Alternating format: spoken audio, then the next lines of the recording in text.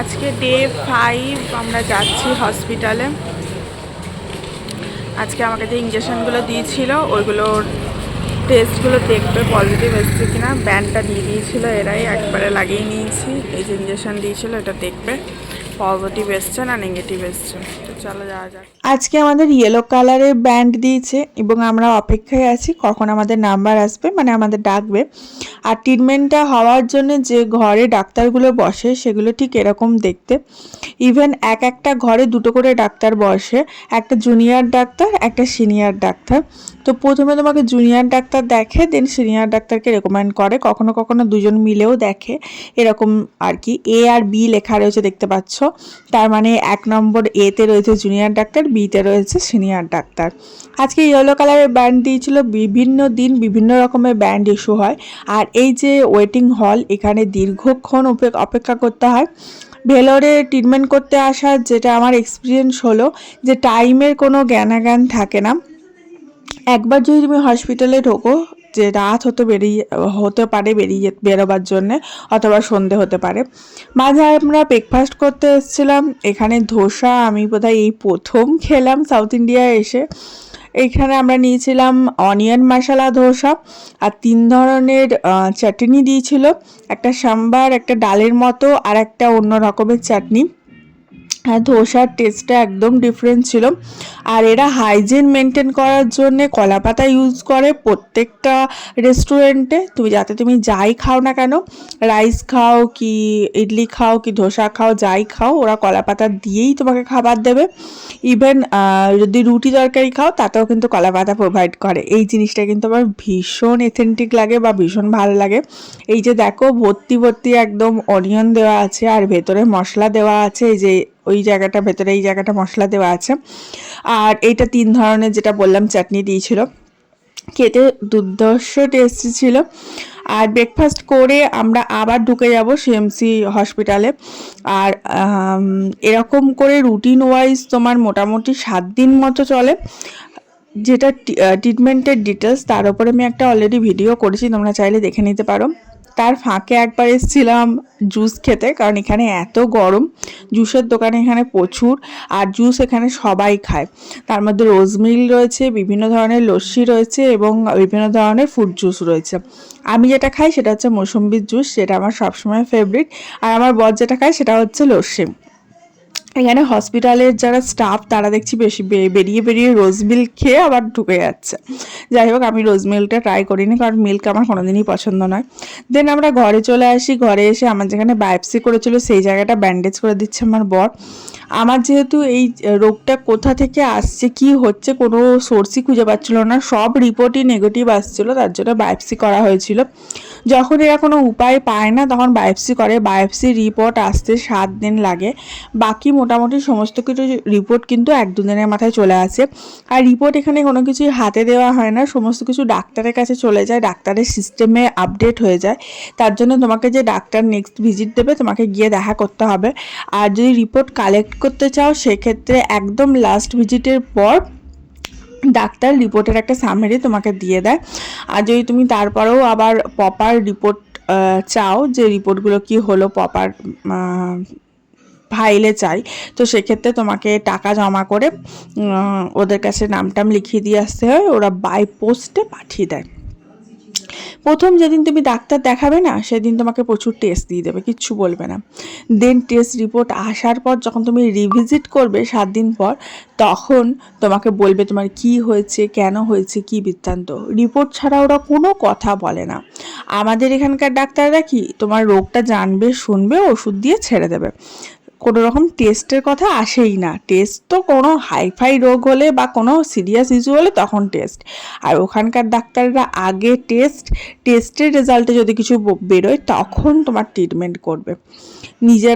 নিজেদের জ্ঞানবশতভাবে কোনো কিছু ওষুধ কিন্তু দেয় না। এটা আবার নেক্সট দিন সকালে আমি চলে যাচ্ছি, কারণ এই দিন আবার ডাক্তার দেখাতে যাওয়ার ডেট ছিল। অনেক টেস্ট ছিল, টেস্টগুলো প্রতিদিন বেসিসে করতে হচ্ছিল। ডাক্তার ভিজিট দিয়েছিল 2 বার, সেটা করতে হচ্ছিল। অ্যান্ড কিছু কিছু টেস্ট ইঞ্জেকশন দেওয়ার ছিল, সেটা দেখতে যেতে হচ্ছিল, এবং সেই ইঞ্জেকশনগুলো কি রেজাল্ট এলো সেটা দেখবার জন্য যেতে হচ্ছিল। এরকম করে সময়গুলো যে কিভাবে কেটে গেল না 15 দিন বলতে পারবো না। শুধু হসপিটাল ঘর করে সময় চলে গেল। নিজের মেয়েকেও দেখবার ঠিকমতো সময় দিতে পারিনি। নেক্সট দিন ব্রেকফাস্টে ভাবলাম ছোলা বাটোরা ট্রাই করি, খুব সুন্দর ছোলা বাটোরা পাওয়া যায়। এই রেস্টুরেন্টটা ঠিক আমাদের হসপিটালের বাইরেই। আজকে মেয়েকেও সঙ্গে করে নিয়ে গেছিলাম। দেন মেয়েকে দেখালাম, মেয়েকে ভাবলাম এসছি যখন মেয়েকেও একটু ট্রিটমেন্ট করিয়ে নিই। দেন মেয়েকে শ্বশুর শাশুড়ির কাছে দিয়ে আবার আমার ডেট ছিল, আমাকে দেখালাম। দেন আমার টেস্ট ছিল আর কি, তো টেস্ট করিয়ে এখানকারই একটা বারে এসেছিলাম। এই বারটা না এখান থেকে একদম কাছে, আর কত স্টার্টার দিয়েছে দেখো। অবভিয়াসলি আমি বিয়ার খাই না, হাজব্যান্ড নিয়েছে, হাজব্যান্ড খাবে। আমি জাস্ট ওর সাথে গেছিলাম এসি রুমে বসবার জন্য। কারণ হসপিটালের দৌড়ঝাঁপের পর এতটা টেনশন কাজ করে ভেতরে যে চিল করতে মন যায়, মানে একটু রিল্যাক্স করতে মন যায়।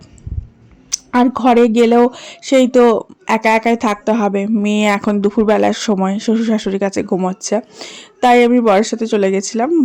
বর যে পাবে গেছিলো সেখানেই গেছিলাম, এবং এখানে এত ধরনের স্টার্টার দিয়েছিল, তো আমি বসে বসে শুধু স্টার্টারগুলো খাচ্ছিলাম। দেন বললাম যে আমিও কিছু ট্রাই করি, তো ওখানে সেরকম কিছু পাওয়া যাচ্ছিল না, পেপসি আর লাইম সোডা পাওয়া যাচ্ছিলো, তো আমি তাই অর্ডার করেছিলাম। তো এখানে ডিফারেন্ট টাইপস অফ স্টার্টার দিয়েছিল। পপকর্ন ছিল, একটা কলাই সেদ্ধর মতো কলাই সেদ্ধ করে তার মধ্যে কারি পাতা দিয়ে ছুঁকে একটা বানিয়েছিল, একটা কাঠি ভাজার মতো ছিল, শসা ছিল। তো আমি এখানে নিয়েছি লাইম সোডাটা বানিয়ে দিয়েছিল, জিজ্ঞেস করলো সল্টি না সুইট কোনটা চাই। তো আমার কোনো এক্সপিরিয়েন্স ছিল না কীরকম খেলে ভালো হবে, তো আমি সল্টিটাই চেয়েছিলাম, কারণ সুইট আমার খুব একটা পছন্দ নয় বলে। দিয়ে নিয়ে পরে আর শেষ করতে পারছি না, খেতে পারছি না। তো ভাবলাম টাকা দিয়ে নিয়েছি, খেতে না পারলে কী করে হবে। আর এতটাই রোদ গরম বাইরে, পুরো একদম শরীর চড়ে গেছিলো, তো ভাবলাম একটু একটু করে শেষ করি। বাট বারটা জাস্ট দেখো, এত সুন্দর অর্গানাইজ করে সাজানো গোছানো, দারুণ সুন্দর। ভেতরে একটা আর্টিফিশিয়াল গাছ করা ছিল বিশাল বড়, ভেতরে একটা ফাউন্টেন করা ছিল, এবং খুব সুন্দর সাজানো গোছানো। জাস্ট আর্কিটেকচারটা দেখো, ইন্টেরিয়ারের কাজগুলো অসাধারণ, আমার বেশ ভাল লাগছিল। আমি তাই একটু ভিডিও করলাম। ওখানে ভেতরে কোনো লোক ছিল না, শুধু একটাই লোক কাজ করছিল, সেই সমস্ত কিছু সার্ভ করা, বিল করা, সমস্ত কিছু করছিল। খুব একটা যে ভিড়ভাট্টা তাও নয়। আর যারা আসছিল তারা নিজেদের মতো আসছিল, খাচ্ছিল, চলে যাচ্ছিল। এতটাই ডিসেন্ট সাউথ ইন্ডিয়ার লোকজন। এর আগে চেন্নাইতেও আমার বর যে বারে গেছিলো, সেখানে আমিও গেছিলাম, সেখানেও তাই লোকজন আসছিল। ওরা সব লুঙ্গি পরেই আসে, ওদের যেহেতু লুঙ্গিটা ট্রেডিশনাল ড্রেস, লুঙ্গি পরেই আসছিল, খাচ্ছিল, চলে যাচ্ছিল। আমি যে একটা মহিলা বসে আছি কেউ কিন্তু তাকাচ্ছিলও না।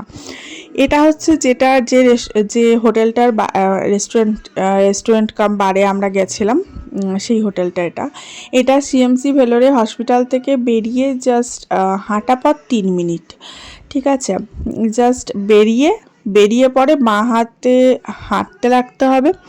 দেন একটা পেট্রোল পাম্প আছে, সেটা পেরিয়েই এই হোটেলটা। অনেকেই এটা জানে না, গুগল করলে অবশ্য পেয়ে যাবে। দেন যেহেতু শ্বশুর শাশুড়ি আছে, আমার বর পান খাচ্ছে, বিয়ার খেয়ে এসছে, সেটা তো লোকাতে হবে মা বাবার কাছ থেকে। আমিও সেই সুযোগে একটু পান খেয়ে নিলাম। আমি তো আর খাই না ওর সমস্ত কিছু, যাই হোক। তো এইসব পান খেয়ে এখন আমরা যাব ঘরের পথে। আর শ্বশুর শাশুড়ি এসছে বলে আমার অনেকটা সুবিধা হয়েছে, আমার মেয়েকে দেখছে। কারণ বিশ্বাস করো, এতটা চাপ লাগে না, যে এত টেস্ট করছে, কোনো টেস্টের রেজাল্টে কিছুই আসছে না, সব নেগেটিভ। যত টেস্ট, সব টেস্টের রেজাল্ট নেগেটিভ। তারপরেও প্রতিদিন নতুন টেস্ট দিচ্ছে। যাই হোক, এখানে দেখো আমি একটু ভাবলাম যে এই পেডিকিউরের সেটটা কিনি। এগুলো আমাদের এখানে অনেক দাম নাই, আর এখানে এত সস্তা 100 টাকায় পাওয়া যাচ্ছে। ইভেন শুধু এটা বলে নয়, অনেক এরকম ঘরেলু জিনিসপত্র 100 টাকা করে, 50 টাকা করে এখানে বিক্রি হচ্ছে। কারণ এখানে এসে রীতিমতো সংসার পাতে অনেকে। এটা আবার তার পরের দিনে চলে যাচ্ছি, মানে ওই খুচরো ভেঙে ব্লক করা। এদিনকে আবার চাট অনেক রকম দিয়েছিল, আর আমি নিয়েছিলাম পেপসি। আমি আর লাইম সোডা ট্রাই করিনি, কারণ আমার আর ভালো লাগছিল না খেতে লাইম সোডা। তো এখানে ছোলা চাট দিয়েছিল, খুব ভাল লাগছিল খেতে। আমি বেসিক্যালি চাটগুলো খেতেই এখানে যাচ্ছিলাম। আর এখানে পেপসি দিয়েছিল, পেপসিটাও বেশ আরাম করে খেলাম। বর যেহেতু যাচ্ছে আর আমি যেহেতু একা একা আবার ঘরে ফিরে কি করব, একা একা বসে, তাই আমিও যাচ্ছিলাম। এই শীতে খানিকক্ষণ বসা যাবে, বরের সাথে গল্প করা যাবে। আর এইসব চাটগুলো একটু খেয়ে পেট ভরানো যাবে তার জন্য। আর পপকর্নটা তো আমার ভীষণ ভাল লেগেছিলো। আমি গোটা পপকর্নটা খেয়ে নিচ্ছিলাম, আমার বর শুধু শসা খাচ্ছিল আর কিছু খাচ্ছিল না। বাকি সমস্ত চাটগুলো আমি একাই খাচ্ছিলাম। আর আমি প্রতিদিন ঠিক যাইনি, 1-2 দিনই গেছি। এখানে একটা মুড়ির চাট দিয়েছিল জানো তো আজকে। মুড়িটার মধ্যে না কারি পাতা দিয়ে কেমনভাবে করেছে, বেশ পাফড রাইসড ভাজা, বেশ টেস্টি খেতে।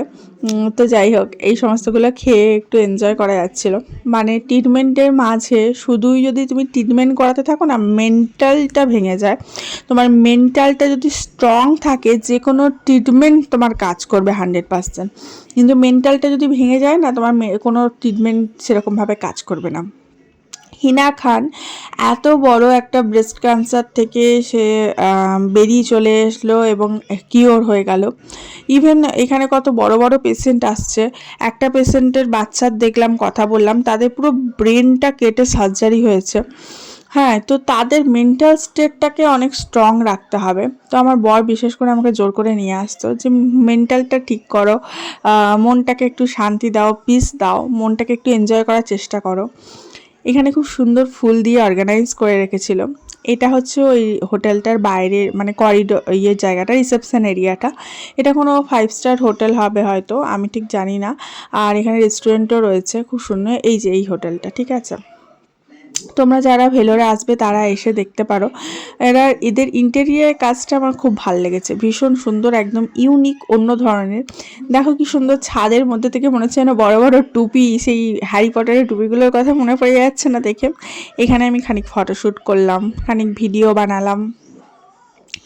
যাই হোক, তোমরা কিন্তু ভিডিওটা যারা দেখছো তারা অবশ্যই প্লিজ রিকোয়েস্ট রইলো, একটা লাইক অবশ্যই করো, আর ভিডিওটা একটু শেয়ার করে দিও। যারা ভেলোরে ট্রিটমেন্ট করাতে যাবে, কারণ না কারণ উপকারে অবশ্যই লাগতে পারে।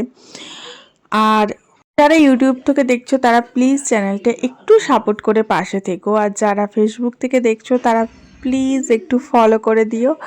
Thank you for your support and love. তোমাদের ভালোবাসাতেই তো দাঁড়িয়ে থাকতে পারবো। জানো তো, মানুষ ভালো থাকে শুধু ভালোবাসাতেই। আজ আসি তাহলে, দেখা হচ্ছে কালকে।